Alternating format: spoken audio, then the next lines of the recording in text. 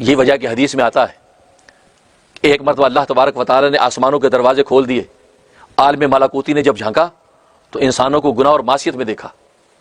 تو فرشتوں نے بڑا افسوس کیا کہ اے رب ذوالجلال، یہ تیرے کیسے بندے ہیں؟ تو نے ساری نعمتیں ان کے لیے پیدا کی، آسمان و زمین ان کے لیے پیدا کیا، خزانے ساری دولتیں اور مقامات تم نے ان کو دیے، اور ان کی حالت یہ کہ تیرے گناہ اور معصیت میں ہیں۔ ہم آج کے بعد ان کے لیے استغفار نہیں کریں گے، اس سے پہلے یہ استغفار کیا کرتے تھے انسانوں کے لیے کہ اللہ اس مخلوق کو بخش دے، اے اللہ ان کی نیکیاں قبول کر لے، گویا کہ وہ اللہ کے پاس رہ کے انسانوں کی سفارشیں کرتے تھے۔ جب یہ نظارہ دیکھا کہ یہ کتنے ناشکرے ہیں، ناقدرے ہیں کہ اللہ تبارک و تعالیٰ کی نعمتوں کا یہ بدل دیا کہ اللہ تبارک و تعالیٰ کی معصیت میں پڑے ہوئے،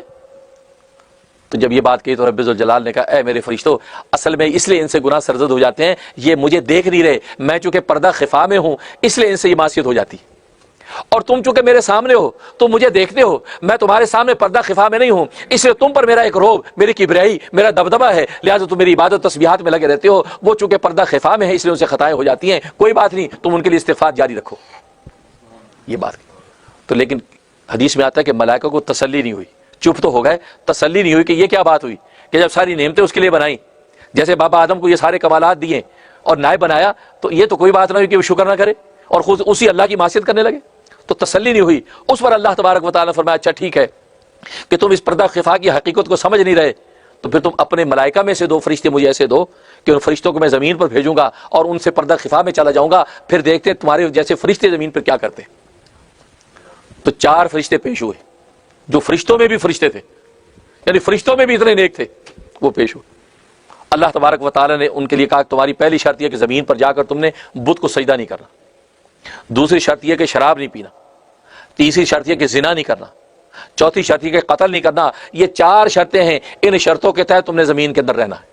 اور میں پردہ خفا میں چلا جاؤں گا۔ جیسے یہاں تم حضوری کے مقام میں میری کبریائی عظمتوں کو دیکھتے ہو، وہاں نہیں دیکھ پاؤ گے، تو میں گویا کہ سراپا میں بشر کا دے دوں گا، انسانوں کو دے دوں گا، پھر تم دیکھنا کہ تم اپنے تقوی اور للہیت کے مطابق کیسے زندگی گزارتے ہو۔ جب یہ سنی تو 2 فرشتے وہ تو سائڈ پہ ہو گئے، رب ذوالجلال نہیں، ہم سے نہیں ہوتا،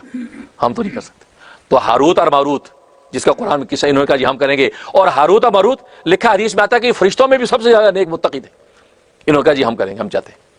تو اللہ تبارک و تعالیٰ ہاروت اور ماروت کا زمین پہ اتار دیا، اور پھر وہ قصہ، اب اللہ تبارک و تعالیٰ نے ان کو جادو کا علم عطا کر دیا، جادو، سحر، اس لیے کہ وہاں جو لوگ تھے اس وقت جادوگری اپنے عروج پر تھی، اور لوگ جادوگری سیکھتے تھے، ایک دوسرے پہ جادو کرتے تھے، تو اللہ نے ان کو جادو کا فن سکھا دیا اور یہ اعلان کروا دیا کہ جادو ان سے سیکھو، یہ جادو کے ماہر ہیں۔ مقصد کیا تھا کہ لوگ اس جادو کو سیکھنے کے لیے ان کے قریب آئیں گے تو یہ ان کو پھر جادو کی مذمت اور برائی بیان کریں گے کہ بھئی یہ سیکھنے کی چیز نہیں ہے، یہ نہ سیکھو۔ اس لیے کہ جو شخص اپنے فن میں ماہر نہ ہو، وہ اگر اس فن سے روکے تو لوگ کہیں گے آپ کو کیا پتہ ڈاکٹری کیا ہوتی ہے۔ اب میرے جیسا آدمی کا یار ڈاکٹر نہیں بنو، کہ جی مولوی صاحب آپ کو کیا پتہ ڈاکٹری کیا ہوتی ہے۔ ہاں ڈاکٹر خود کہہ کہ یار ڈاکٹر بننے میں کوئی فائدہ نہیں، یار رہنے دو۔ اب آج کل تو ڈاکٹر ویسے بیچارے ویسے فقیر ہو گئے، امریکہ کے بڑے لا چینج ہو گئے، آج کل ڈاکٹری میں کوئی بینیفٹ نہیں، یار رہنے دو۔ اس ڈاکٹر کی بات کا وزن ہوگا یا نہیں؟ اب ایک آئی ٹی اسپیشلسٹ کہے کہ یار یہ آئی ٹی میں کوئی فائدہ نہیں ہے، بس مشکل سے روٹی چلتی ہے، اور فیلڈ ہو، تو لوگ کہیں گے یار خود آئی ٹی اسپیشلسٹ یہ بات کر رہا ہے، اس کا مطلب آئی ٹی میں سر کھپانے کا کیا فائدہ۔ لیکن اگر کوئی عام ایک ٹیکسی ڈرائیور کہے گا یار آئی ٹی اسپیشلسٹ نہ بنے، آپ کمپیوٹر نہ سیکھیں، وہ کہا یار آپ کو کیا پتا، فضول، آپ تو ٹیکسی چلاتے ہیں۔ تو اللہ تبارک و تعالیٰ ان کو جادوگری سکھا کے اور یہ وہاں پر گویا کہ عام کر دیا کہ یہ جادو کے ماہر ہیں اور جادو سکھا سکتے ہیں۔ چنانچہ لوگ ان کے پاس آتے تھے اور ان کو جادو سکھاتے، لیکن سکھانے سے پہلے کہتے کہ یہ صحیح ٹھیک چیز نہیں ہے، تم نہ سیکھو، اس لیے کہ یہ ایسی ہے، ایسی ہے، سب برائیاں، کیونکہ ظاہر اس جادو کے ذریعے سے لوگ دشمنیاں پیدا کرتے تھے، میاں بیوی میں توڑ کرتے تھے اور ایک دوسرے کو ہلاک کرتے تھے، قتل کرتے تھے، بڑے فساد تھا ایک۔ تو وہ ان کو یہ سمجھاتے، جب وہ ضد کرتا نہیں جی نہیں مجھے تو سیکھنا ہے، اب سکھا دیتے، کیونکہ اگر سکھا بھی نہ دیں تو پھر بھی ان کی مہارت کا پتہ نہیں چلے گا نا، کہ لوگ کہیں گے یہ ویسے کہہ رہے ہیں آتا تو ہے نہیں، ہمیں کہہ دیتے نہ سیکھو، اس کا مطلب ان کو آتا ہی نہیں ہے، سکھا دیتے، وہ جب آگے اس پر عمل کرتے تو جادو ظاہر ہو جاتا، کہ اس کا مطلب یار جادو جانتے ہیں۔ تو ہارون ماروت نے یہ سلسلہ شروع کر دیا، یہاں تک کہ ایک عرصے کے بعد ایک خاتون آئی، حسین و جمیل خوبصورت خاتون، اس نے آ کے یہ سیکھنے کے غرض سے وہاں پہنچی ہے۔ اب جب انہوں نے دیکھا، اب ظاہر ہے کہ اللہ تبارک و تعالیٰ سے پردہ خفا میں ہیں، تو ان کے جو جذبات ہیں وہ بھڑک اٹھے، انہوں نے برائی کا ارادہ کیا۔ جب اس سے بات کی تو انہوں نے کہا کہ ایسے نہیں، تمہیں جو ہے وہ میرے ہسبینڈ کو، میرے شوہر کو قتل کرنا پڑے گا، شراب پینی ہوگی، اور تمہیں میرے گھر میں بت اس بت کو سجدہ کرنا ہوگا، پھر یہ کام کروں گی۔ انہوں نے کہا نہیں، ہم تو اللہ سے یہ معاہدہ کر کے آئے ہیں، یہ نہیں ہو سکتا، جا میں ہی جا۔ چلی گئی، ٹھیک ہے۔ اور وہ بڑی حسین و جمیل خاتون تھی، زہرا اس کا نام تھا، زہرا، چلی گئی۔ اب وہ چلی گئی، لیکن ادھر ان کو وسوسہ خیال آنے لگا کہ یار ہم معاہدہ کر ہی لیتے، کوئی بات نہیں. اب دیکھو پردہ خفا میں ہے تو گناہ کی طرف میلان ہو رہا ہے, جب پردہ خفا میں نہیں تھے تو اس وقت نیکی اور اطاعت پر جمے ہوئے تھے. اور یہی بات اللہ تبارک و تعالیٰ مشاہدے کی نگاہ سے دکھانا چاہتے تھے.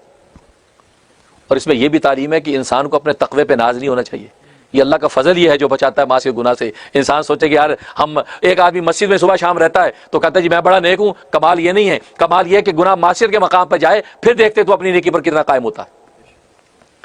اب ماحول ہی آپ کا صبح شام مسجد کا ہے تو آپ ہمیں دوسروں کو جہنمی بناتے پھرتے ہیں, یہ سارے جہنم میں جائیں گے ہم ہی نیک نہیں. امام رومی رحمۃ اللہ نے لکھا ہے کہ بلی کا امتحان اس وقت ہو جب اس کے سامنے چوہا گزرتا ہے, منہ لٹکا کے بیٹھی رہتی ہے, جیسے چوہا گزرتا ہے منہ سے کھڑی ہو جاتی ہے اس کی فوراً شوں. معلوم ہے کہ وہ اس کے جذبات بھوک کے بڑک اٹھتے ہیں. تو بات وہی ہے کہ جب گناہ کی آگ سامنے آئے پھر دیکھتے ہیں کہ گھی پگھلتا ہے کہ نہیں پگھلتا. کمال یہ ہے. اس لیے کبھی ناز نہ کرنا, یہ اللہ تبارک و تعالیٰ کا فضل ہے کہ انسان کو معاصی گناہ سے بچا کے رکھتا ہے, ورنہ انسان کی عقل اور انسان کے علم کا اس میں کوئی دخل نہیں ہے. خیر, اب دوسری مرتبہ جو خاتون آئی ہے تو انہوں نے کہا ٹھیک ہے ہم جو تو کہہ رہی تھی ہم وہ پورا کرتے ہیں. لہٰذا ساتھ چلے گئے,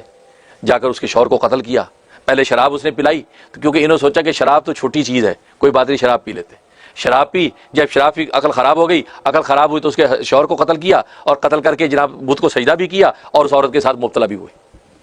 ادھر جب یہ ساری کاروائی چل رہی تھی اللہ تبارک و تعالیٰ نے آسمانوں کے دروازے کھول دیے اور عالم ملکوتی کو کہا کہ دیکھو وہ جو فرشتوں میں بھی فرشتے تھے دیکھو میرے سے پردہ خفا میں گئے تو دیکھو کتنے بڑے فساد کا شکار ہو گئے. جب ملائکہ نے دیکھا تو سجدوں میں گر گئے اور گڑگڑا کے خدا سے معافی و تلافی کیا, رب زوجات تو معاف کر دے, واقعی تو دانا بینا ہے. ہم آج کے بعد انسانوں کے لیے استغفار کو جاری رکھیں گے.